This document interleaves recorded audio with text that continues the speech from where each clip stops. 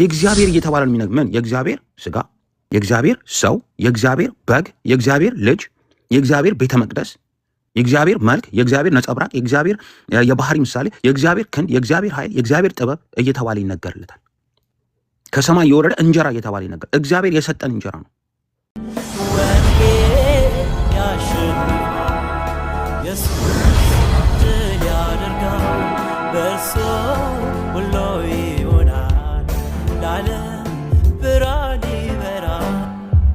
እድል ካገኘው ግን እስቲ አንድ ሁለት ነገሮችን እንዲና ከዛ ወደ አንቺ እሰጠዋለሁ። ተባረኩላችሁ። ኦኬ፣ ደስ የሚል አርዕስት ነው። ሰሞኑን ነውጥ ያስነሳ አርዕስት ነውና እንግዲህ እግዚአብሔር ሊሰራ ይሆናል በሚለው እኔ እረዳለሁ፣ አምናለሁ። ኦፍ ኮርስ አንደኛ ቆሮንቶስ ምዕራፍ 11ን አንተ ተናግረህበታል።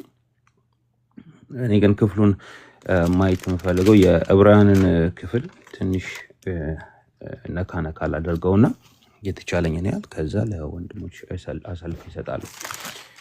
ዕብራውያን ምዕራፍ 10 ሲናገር ባይዘው ዕብራውያን ምዕራፍ 10 የዕብራውያን ምዕራፍ 9 ተከታይ ነው ማለት ሐሳቡን አላቆምም ጳውሎስ ሲጽፈው ማለት ነውና ዕብራውያን ምዕራፍ 10 ላይ በጣም በሚገርም ዕብራውያን ምዕራፍ 9 ላይ በሚገርም ሁኔታ አንድ ነገር አስቀምጧል። ከ11 ጀምሮ ነው ላይ የፈለኩትና ምን ይላል?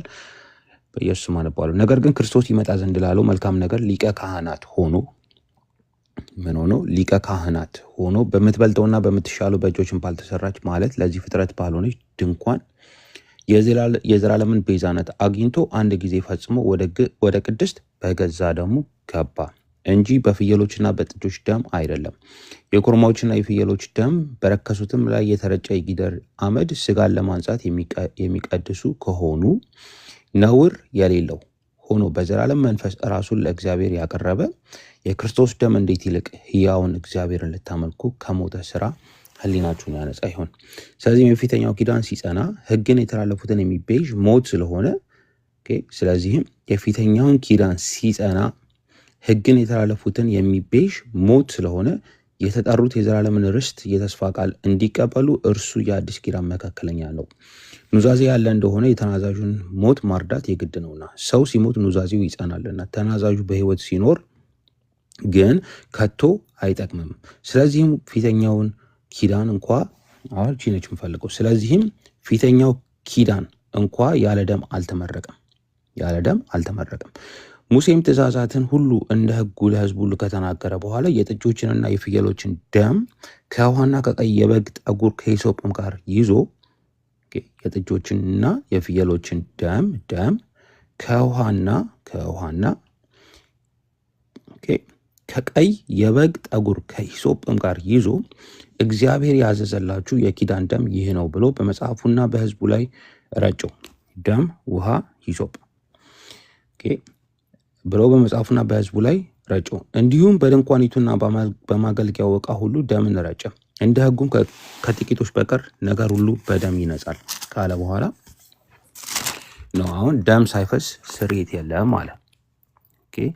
እንግዲህ በሰማያት ያሉትን የሚመስለው ነገር በዚህ ሊነጻ እንጂ በሰማያት ያሉቱ ራሳቸው ከእርሱ ይልቅ በሚበልጥ መስዋዕት ሊነጹ የግድ ነበረ። ክርስቶስ በእጅ ወደ ተሰራች የእውነተኛይቱ ምሳሌ ወደምትሆን ቅድስት አልገባምና፣ ነገር ግን በእግዚአብሔር ፊት ስለኛ አሁን ይታይ ዘንድ ወደ እርሷ ወደ ሰማይ ገባ። ሊቀ ካህናትም አሁን ይህን መስዋዕት ነው ጳውሎስ ምዕራፍ 10 ላይ ያመጣው። ሊቀ ካህናትም በየዓመቱ የሌላውን ደም ይዞ ወደ ቅድስት እንደሚገባ ራሱን ብዙ ጊዜ ሊያቀርብ አልገባም። እንዲህ ቢሆንስ ዓለም ከተፈጠረ ጀምሮ ብዙ ጊዜ መከራ ሊቀበል ባስፈለገው ነበረ። አሁን ግን በዓለም ፍጻሜ ራሱን በመሰዋት ኃጢአትን ሊሽር አንድ ጊዜ ተገልጧል። ለሰዎችም አንድ ጊዜ መሞት ከእርሱ በኋላ ፍርድ እንደተመደበባቸው እንዲሁ ክርስቶስ ደግሞ የብዙዎችን ኃጢአት ሊሸከም አንድ ጊዜ ከተሰዋ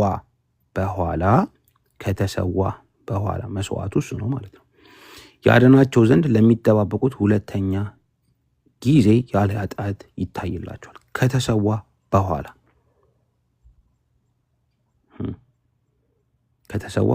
አሁን ይሄ በጣም አብራርቶ ስለ ክርስቶስ በደንበኛው ግልጥ አድርጎ ካስቀመጠ በኋላ ነው። አሁን ቁጥር 1 ላይ ሲገባ ከምዕራፍ 10 ሕጉ ሊመጣ ያለው የበጎው ነገር እውነተኛ አምሳል ሳይሆን የነገር ጥላ አለውና አሁን የነገር ጥላ አለው። በህግ ውስጥ የምናገኛቸው ዘሌዋውያን ላይ ሄደን በተለይ ከሊቀ ካህናት አንጻር ከአገልጋዮች አንጻር የታዩት እንዳለ ካየን እነዛ ነገር ናቸው፣ አስቀድሞ የመጡ ናቸው። የነገር ጥላ አለውና አለ። ነገር ግን እነዛ የሆኑት ሁሉ በብሉይ ኪዳን የሆኑት ሁሉ እንደ ጥላ ነው የታዩት፣ እንደ ጥላ ነው የታዩት። እንደ ጥላ ህጉ ሊመጣ ያለው የበጎ ነገር እውነተኛ አምሳል ሳይሆን የነገር ጥላ አለውና፣ ስለዚህም በየዓመቱ ዘውትር በሚያቀርቡት በዚያ መስዋዕት የሚቀርቡትን ሊፈጽም ከቶ አልችልም ማለት። አሁን ይህን መስዋዕት እንየው።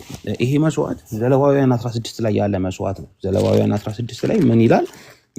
ቶሎ ቶሎ ለማየት እንሞክር። ዘሌዋውያን ላይ ምን አለ? ዘሌዋውያን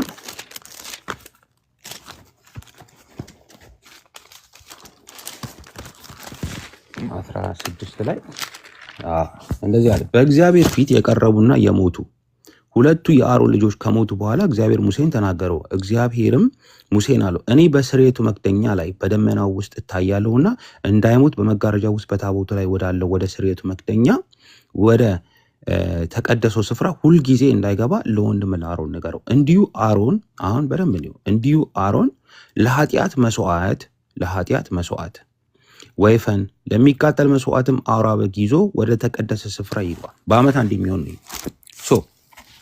እዚህ ጋር የሚደረጉትን ሌሎች መስዋዕቶችን ካየን እነዚህ ሊመጣ ላለው ጥላ ናቸው። አሁን ሊመጣ ያለው እየመጣ። ስለዚህም በየዓመቱ ዘወትር በሚያቀርቡት በዚያ መስዋዕት ምን አለ? ስለዚህም የነገር ጥላ አለውና፣ ስለዚህም በየዓመቱ ዘወትር በሚያቀርቡት በዚያ መስዋዕት በሚቀርበው መስዋዕት ከተባለ እንግዲህ ወይ ወይፈን ወይ በግ ነው። በዛ በሚቀርበው መስዋዕት በዛ ሰው የራሱ መስዋዕት ይዞ ይመጣል። እንዳለው እንደ አቅሙ ይዞ ይመጣል መስዋዕቱን።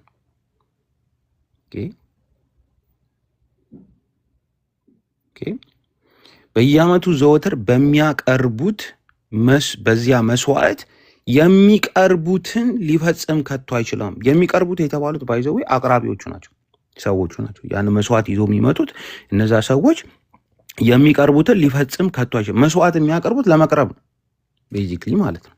መስዋዕት ያቀርባሉ። ያ የሚያቀርቡት መስዋዕት ያቀርባቸዋል ወደ እግዚአብሔር። ይዞ ይመጣሉ መስዋዕቱ ይቀርባል። ያ የሚቀርበው መስዋዕት ያመጡትን ያቀርባል። ማቅረብ ብቻ አይደለም፣ ሊፈጽም ከቶ አይችልም ማለት ያ መስዋዕት የብሉይ ኪዳኑ መስዋዕት ሊፈጽም አልቻለም። እንደዚህማ ባይሆን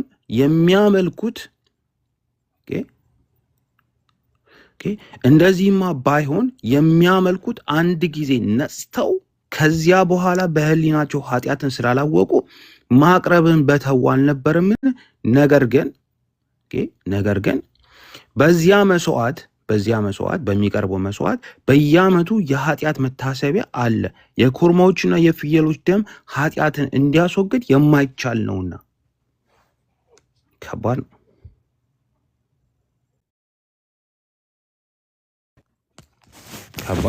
አንቺ ይሰማል? ስለ ከብቶ ነበር። በጣም ከባድ ነው። ይሰማል? በየዓመቱ የኃጢአት መታሰቢያ አለ። የኮርማዎችና የፍየሎች ደም ኃጢአትን እንዲያስወግድ የማይቻል ነውና። አሁን እላይም ማለት የሚቀርቡትን ሊፈጽም ከቶ አይችልም ማለት እዚህ ጋር ማለት የኮርማዎችና የፍየሎች ደም ኃጢአትን እንዲያስወግድ የማይቻል ነውና።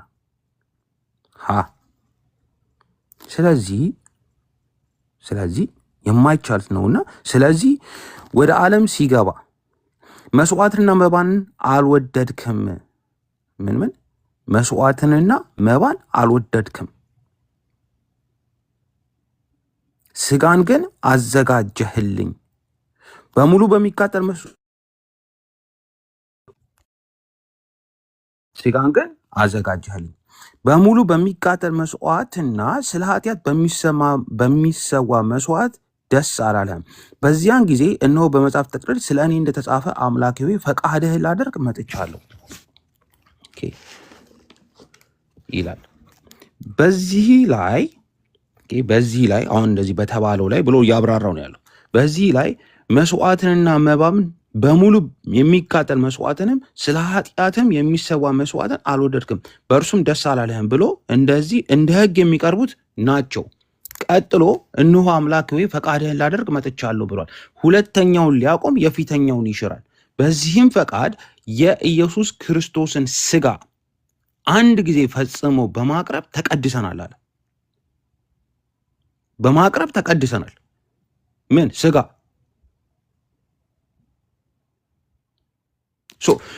መስዋዕቱ ሰዎች ይዘውት የሚመጡት መስዋዕት ይዘው ይመጣሉ። ቅድም ቁጥር 1 ላይ እንዳለው ያቀርባሉ። በዚያ መስዋዕት ይቀርባሉ። ግን ሊፈጽም አልቻለም። ከቶ አይችልም። ኃጢአትን ሊያስወግድ አልተቻለም።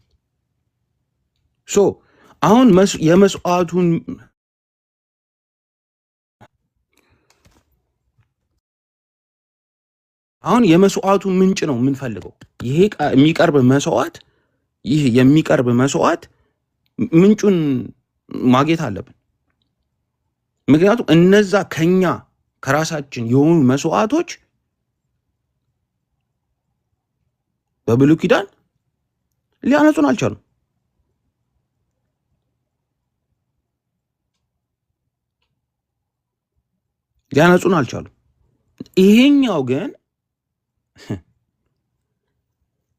ይሄኛው ግን ከኛ የሆነ አይደለም። ስጋን አዘጋጀህልኝ አለ።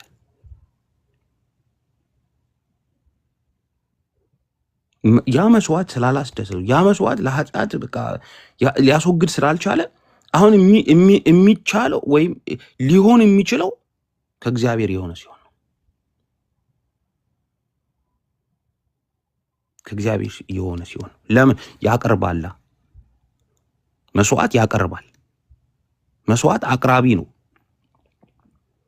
መስዋዕት ያቀርባል። ስለዚህ ያ የሚቀርበው መስዋዕት አዲሱ መስዋዕት በአዲስ ኪዳን ላይ የምናገኘው መስዋዕት ኃጢአትን ኦፍኮርስ ያስወግዳል። ማስወገድ ብቻ ያቀርባልም። ኃጢአትን አስወግዶ የሚያቀርብ ብቃት ያለው መስዋዕት ከሰው አይገኝም። ሰው ሊያመጣው አይችልም። ምን አለ? መስዋዕትና መባን አልወደድክም፣ ስጋን ግን አዘጋጀህልኝ።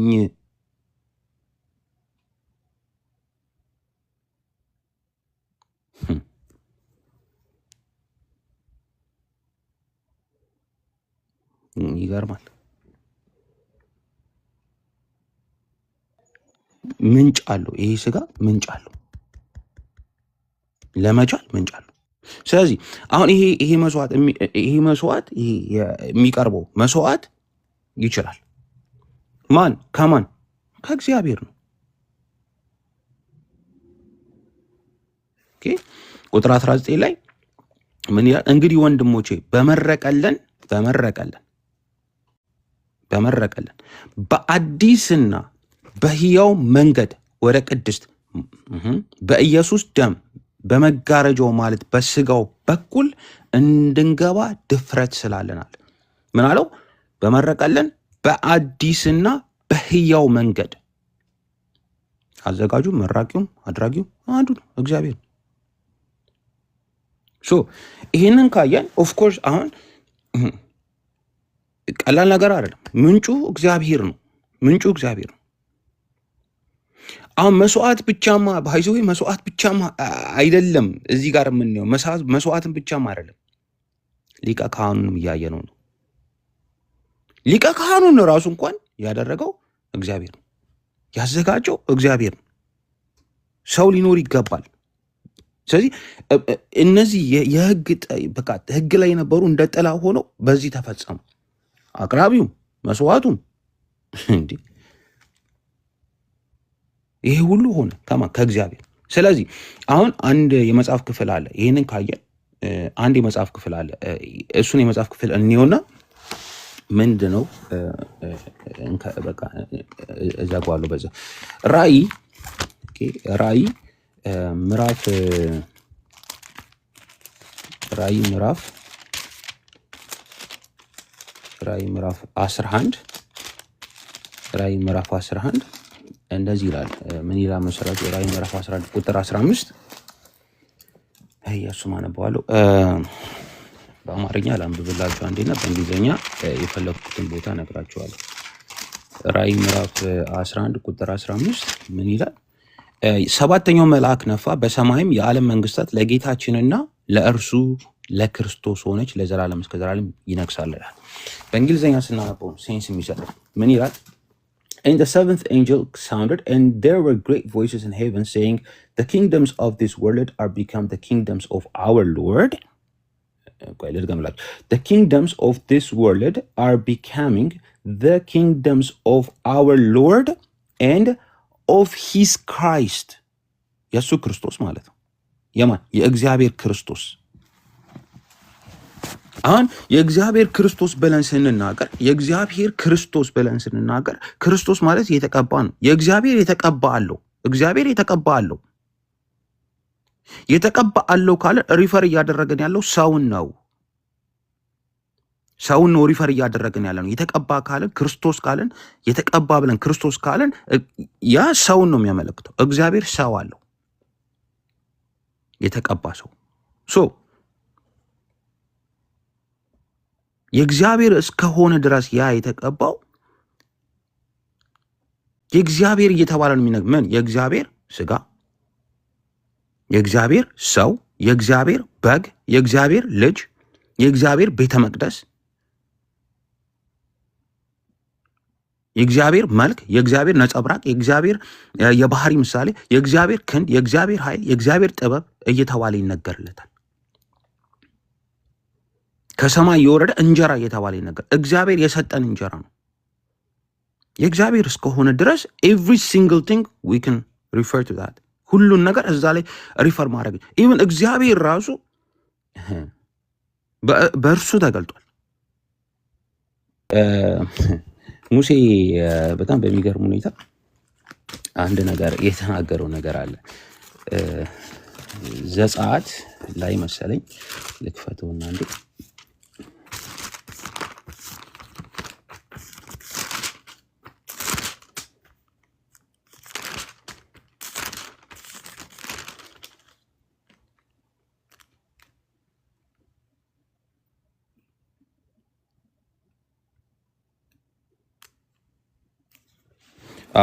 ዘጸአት 15 እንደዚህ ይላል። በዚያን ጊዜ ከቁጥር አንድ አፍታ ለማለት በዚያን ጊዜ ሙሴና የእስራኤል ልጆች ይህን መዝሙር ለእግዚአብሔር ዘመሩ።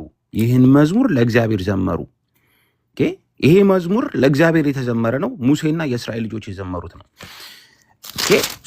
ምን አለ?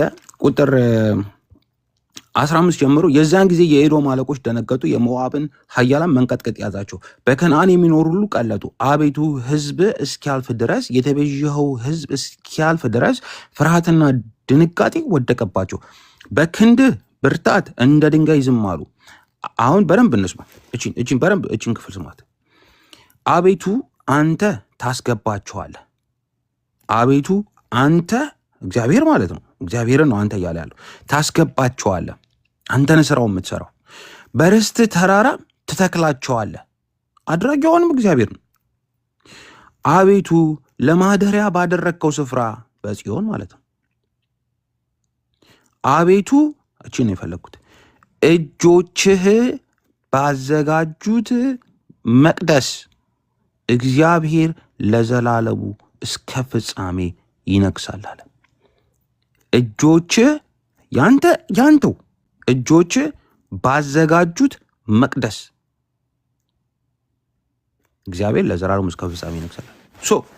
መቅደሱን ብትሉ በጉን ብትሉ የፈለጋችሁትን ነገር በሉ፣ የፈለጋችሁትን ነገር ብትሉ እግዚአብሔር በእጁ ያዘጋጀው የእግዚአብሔር ነው፣ የእግዚአብሔር ነው። ስለዚህ አሁን ምንም ነገር ብንል ኢቭን የህይወት ውሃ ምንጭ እኔ እሰጣችኋለሁ አለ። በክርስቶስ ነው ሁሉ የሚሆን እንጂ በክርስቶስ ውሃው በክርስቶስ እንጀራው በክርስቶስ የዘላለም ሕይወት በክርስቶስ እግዚአብሔር የምናገኝ በክርስቶስ መንገዱ በክርስቶስ ክርስቶስን የእግዚአብሔር እስካልን ድረስ የክርስቶስን የእግዚአብሔር እስካልነው ድረስ ስጋውም የእግዚአብሔር ነው፣ መንፈሱም የእግዚአብሔር ነው፣ የፈሰሰውም ውሃ የእግዚአብሔር ነው። ሲወቃ ሁሉ የእግዚአብሔር ነው። ልጅነቱም የእግዚአብሔር ነው። የእግዚአብሔር ነው። የእግዚአብሔር ነው። ንክኪ የለውም። ከኛ ጋር ምንም አይነት ንክኪ የለውም። ለኛ ሲል ነው። ለኛ ሲል ወንጌል ያሸንፋል።